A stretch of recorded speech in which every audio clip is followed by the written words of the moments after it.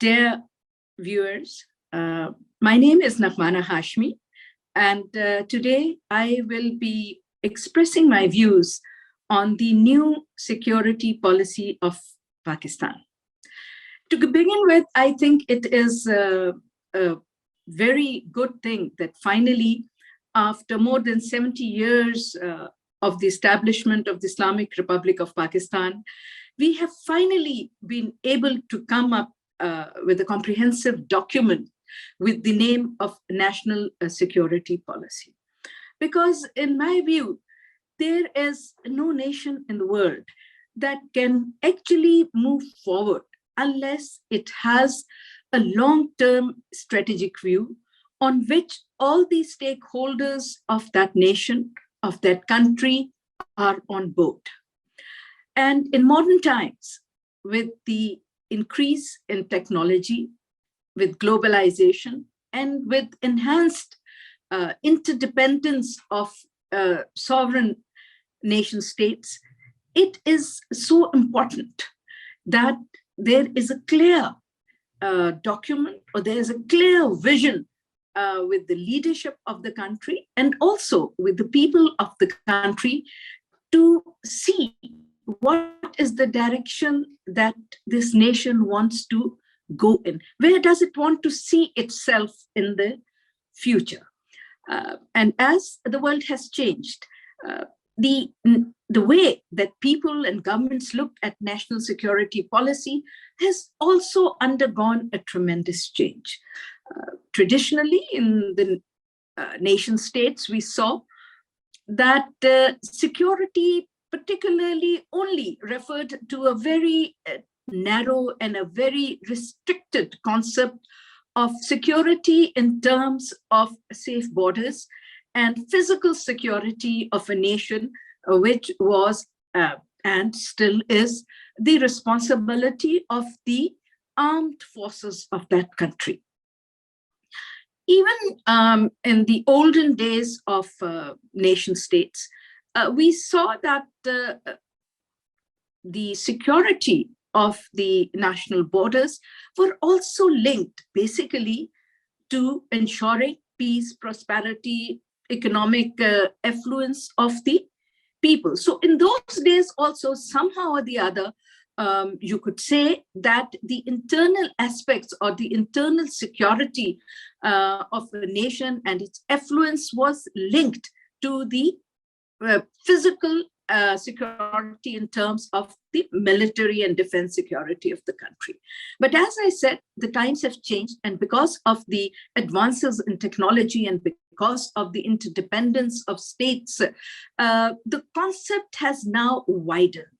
So today, when we talk of national security, it not only includes the defense of the country, which is, of course, the predominant consideration, because unless your borders are secure and unless you can secure your physical sovereignty, other things cannot in any case thrive in a country.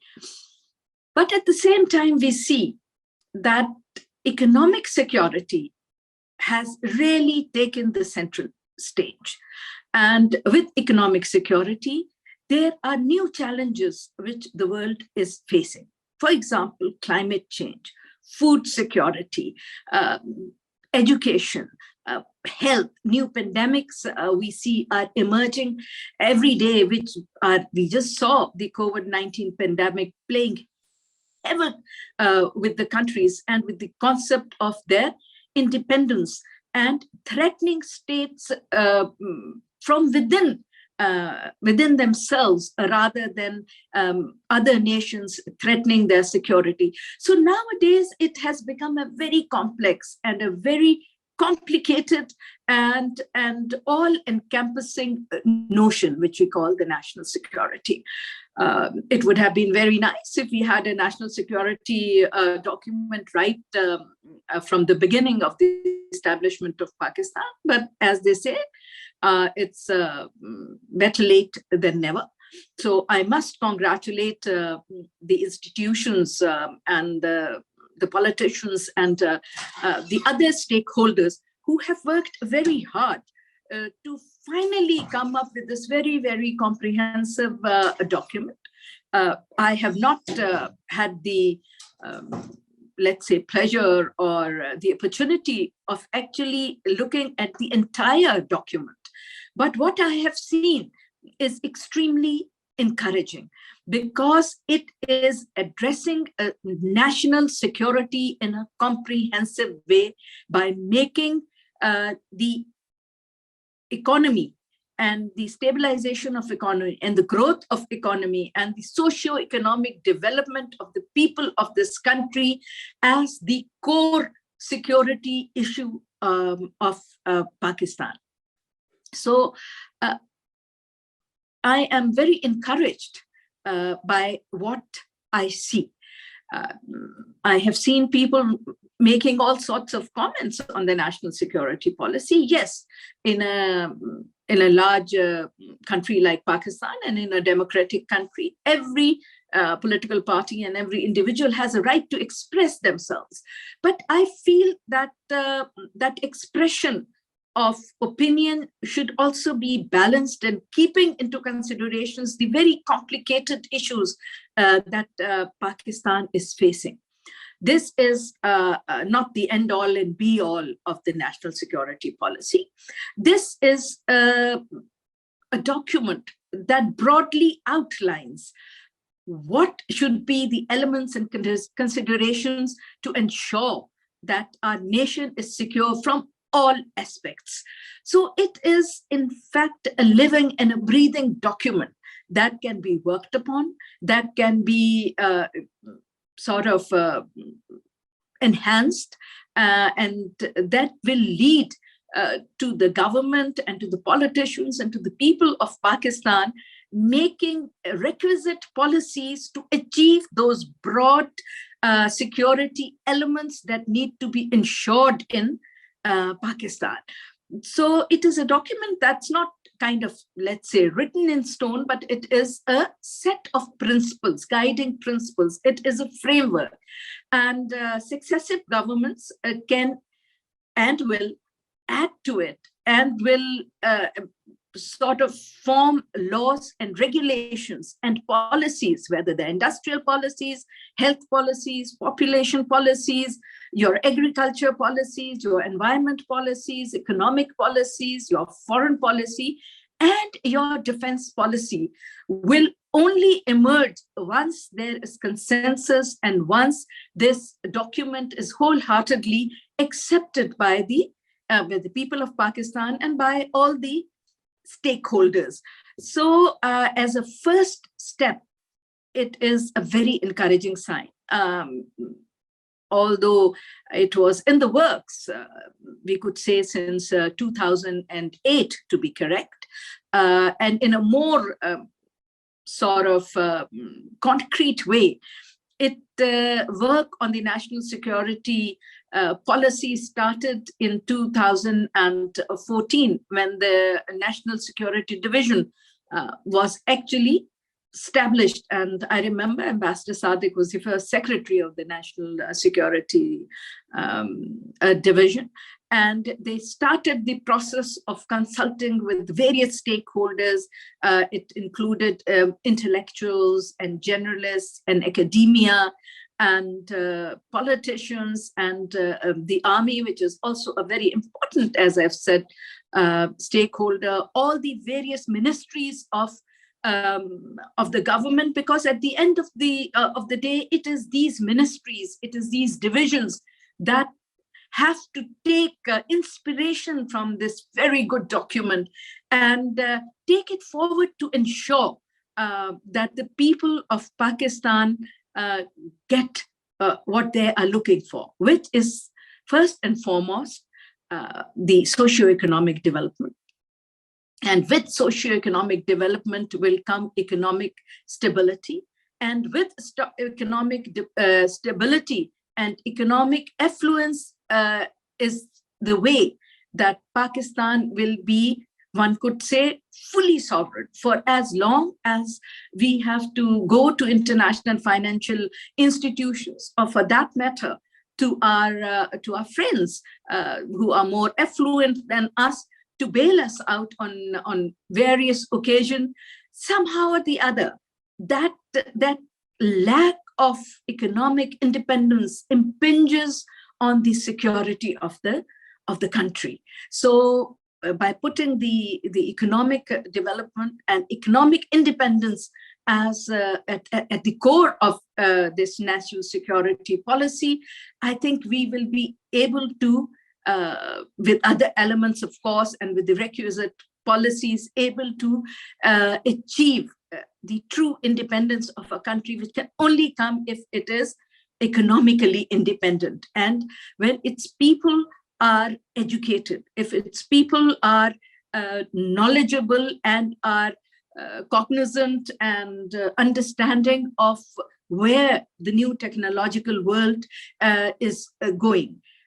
Therefore, we need to not reject it or criticize it or outrightly say that this is some kind of an agenda of certain people. I think that is very immature, in my opinion, thinking. And the document must be read very carefully and very objectively, because if you read it subjectively, then the very purpose of this document will be lost. That is why I think it is very essential that once the cabinet has already approved the document, that it be debated in the parliament, both in the lower house and in the Senate, so that we can ensure that all the stakeholders are on board and every political party owns the document, because the vision must have the support of everybody in the country. We are a democratic country. Tomorrow there might be elections. Nobody knows which political dispensation will emerge successful. It is therefore very important that once we have reached this milestone, that we don't do with this document what we have done with a lot of other documents, that the coming governments should not put it in the dustbin of history and start reinventing the wheel.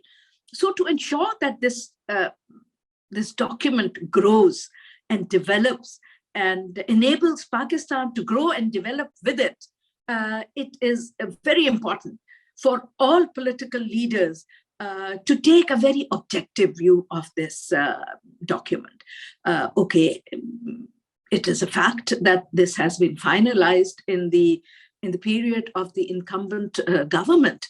But as I said, it has been in the making for a very long time, and it has been discussed by the various political dispensations who were there before this political dispensation. So it would be unfair on their part to come out and say that they're not consulted or that everybody's views are not included in this document. And as it has been repeatedly said, and Mr. Mueed Yusuf also, while explaining the contours of the national security policy in the briefing with the Prime Minister and the meeting of the National Security Council, explained and repeatedly said that this is a basic framework. This is a set of guidelines for the various government agencies and for the politicians and journalists and academia to